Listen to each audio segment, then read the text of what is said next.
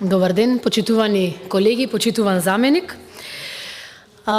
Јас би сакала денес да прокоментирам еден аспект од ребалансот на буџетот, се разбира во однос на Министерство за култура и туризам, и така ќе се надоврзам и на вчерашниот ден што го имавме, каде што слушнавме интересни работи за тоа што се очекува односно од овој ребаланс и какви очекувања има. Би сакала да започнам најпрво со една теза дека ако го гледаме како целина буџетот на Министерство за култура, таму има зголемување. Тие зголемувања најмногу се на плати и пензии, на плати и придонеси се извинувам, што значи дека конечно министерот се охрабри да ги обезбеди платите кои што му следуваат на вработените и по општиот колективен договор, но и по гранковиот колективен договор. Односно, оно зголемување кое што му следува, и се надевам дека во втората половина од годината тие нема да имаат кратење на своите плати. Исто така, оно што го гледаме е зголемување поставките за програма, но оно што останува нејасно е дали тоа кратење е од буџетот или тоа е тие се оние средства кои што му следуваат на секторот туризам од Министерството за економија, односно од игрите за среќа. Што значи дека во втората половина проектите нема да бидат загрозени, но она што е доста фрапантно е дека остануваат оние работи кои што не му беа приоритети на министерот да бидат загрозени. Имено се намалува буџетот во управата за заштита на културно наследство. Тоа уште еднаш ни кажува дека културното наследство не е приоритет на министерот. Ние поднесовме и предлог на закон каде што се предвидуваше формирање на фонд за културно наследство од игрите на среќа, кои што пратениците од водачкото мнозинство го одбија, се разбира дека во дослуг со него. Се намалува, односно останува иста сумата за евиденција на културно наследство. Само да напоменеме дека културното наследство и неговата евиденција, односно грижата за него, не е поместена веќе неколку години, што значи дека повторно културното наследство не има приоритет, како и во самиот буџет за кој што дискутиравме во месец декември минатата година, така и сега со ребалансот не се обезбедуваат средства.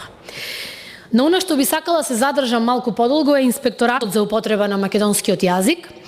Повторно, тука се намалуваат средствата на инспекторатот. Откако е воспоставен овој инспекторат, има некако многу голем проблем за да може да профункционира. Додека пак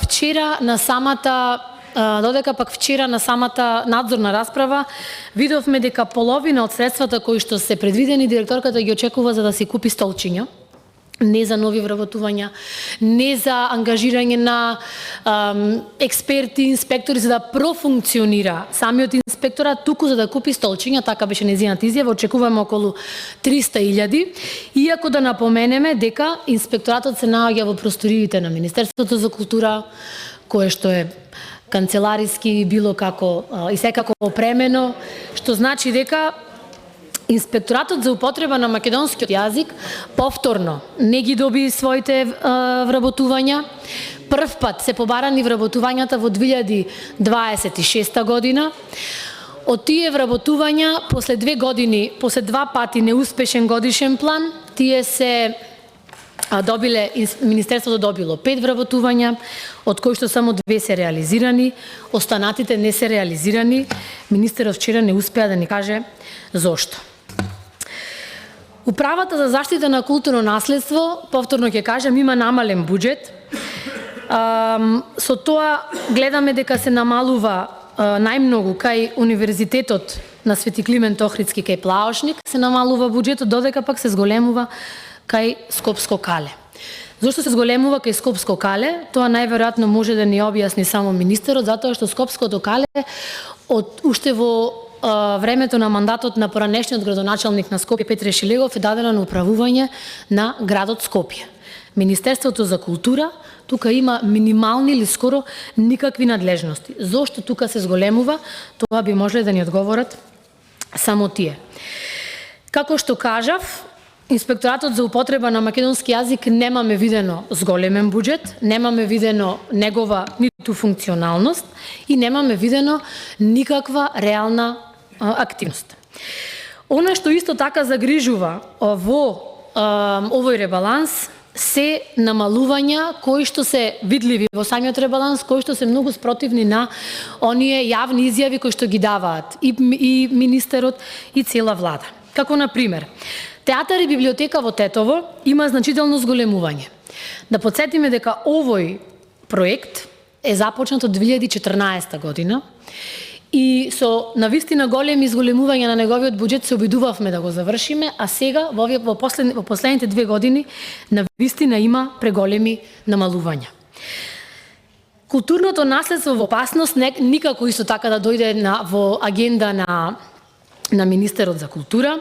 Бевме сведоци изминатиот период како со одлуки на Совет еден од најрепрезентативните објекти во Тетово се оттуги, односно се продадоа, односно државата, иако изјавата на директорката Весела Честоева беше дека на државата му било понудено да го откупи текето, тие го одбиле и на крајот тоа се даде односно го откупи ИВЗ.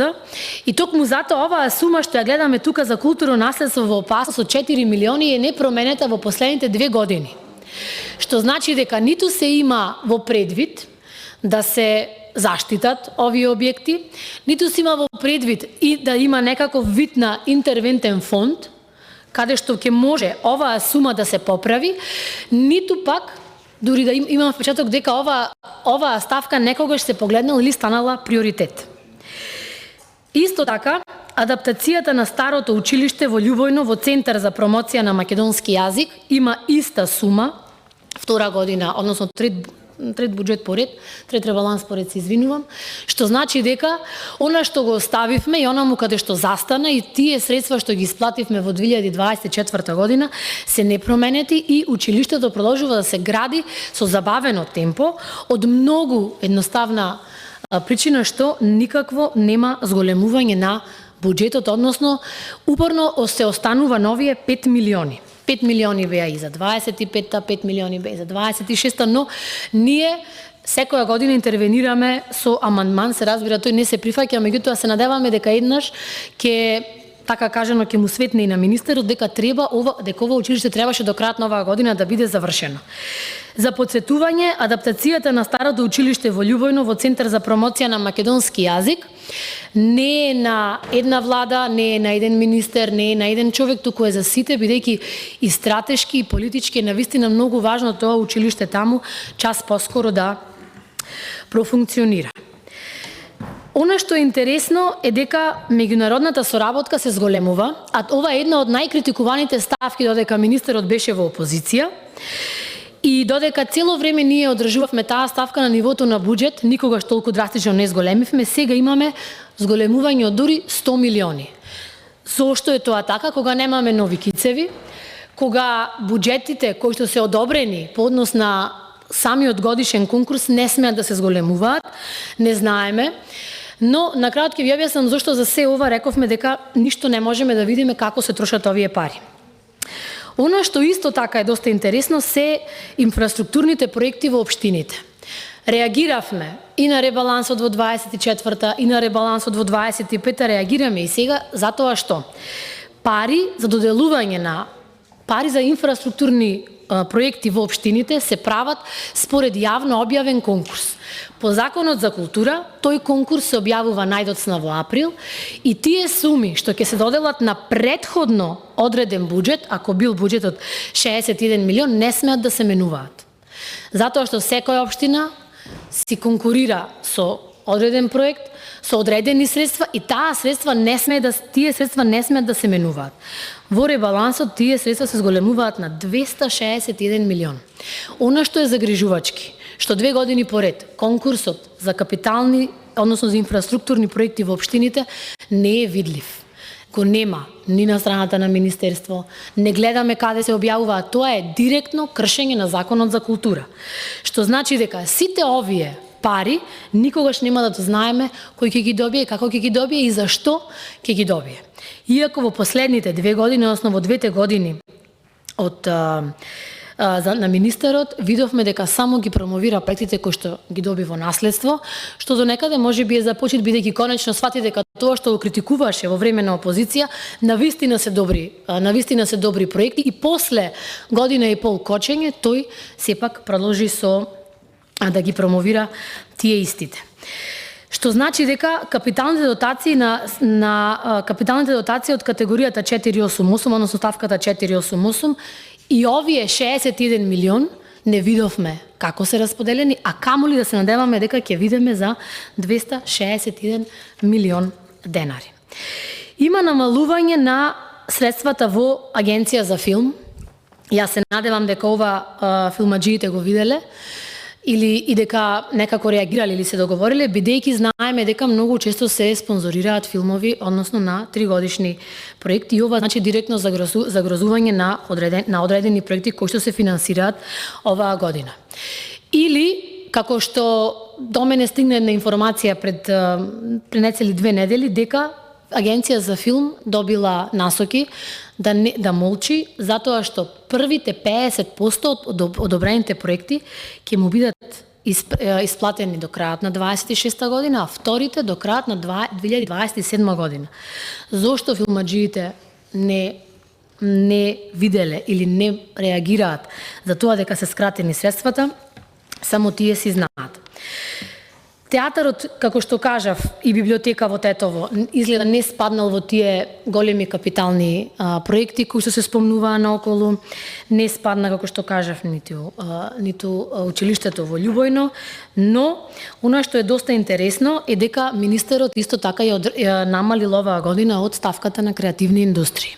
Само за подсетување на јавноста, кога ја рестартиравме повторно ставката на креативни индустрии, имавме мислам дека 2 недели по ред пресови, по 3 преса во ден, затоа што министерот сметаше дека креативните индустрии не треба да стојат во Министерство за култура.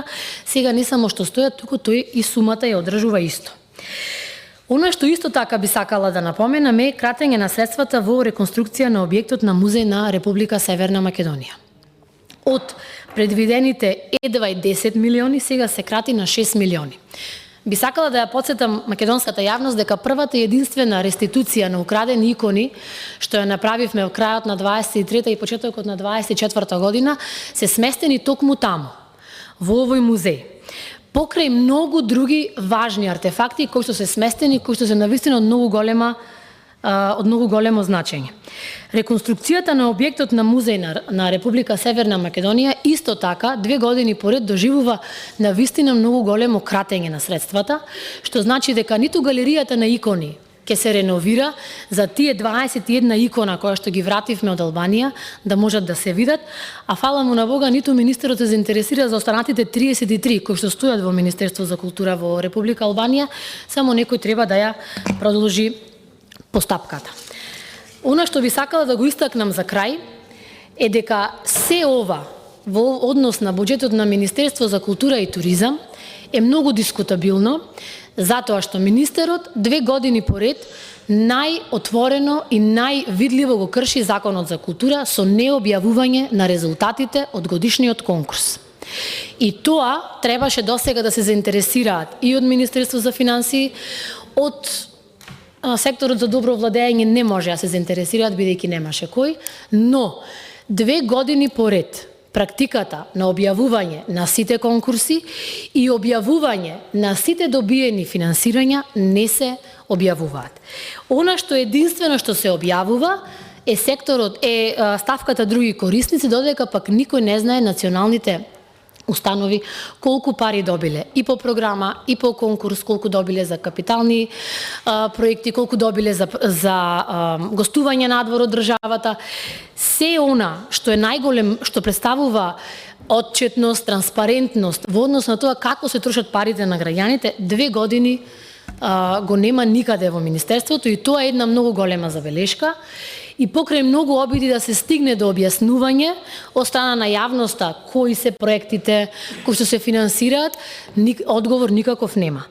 Така да јас верувам дека овој пат овие средства, без разлика дали тие се од игрите на среќа, дали се од по некои други ставки, каде што се зголемуваат ставките за програма, се надевам дека до крајот на годината ќе видиме видливо каде тие се потрошиле, кои проекти се финансирале, затоа што не е во ред да се вратиме назад на една практика во едно време кога ништо не се објавуваше и не знаевме каде одат и не можевме да видиме кој ги троши нашите пари и не можевме да видиме кои проекти се финансирани. Затоа апелирам, еве тука и заменикот министер за финансии, да се разговара со Министерството за култура и туризам да продолжат повторно, после овие 2 години, јавно да ги објавуваат конкурсите и да не го кршат Законот за култура, каде што стои дека должност му е на министерот јавно да ги објавува 45 дена по носење на буџетот резултатите од конкурсот за финансирање на проекти од национален интерес.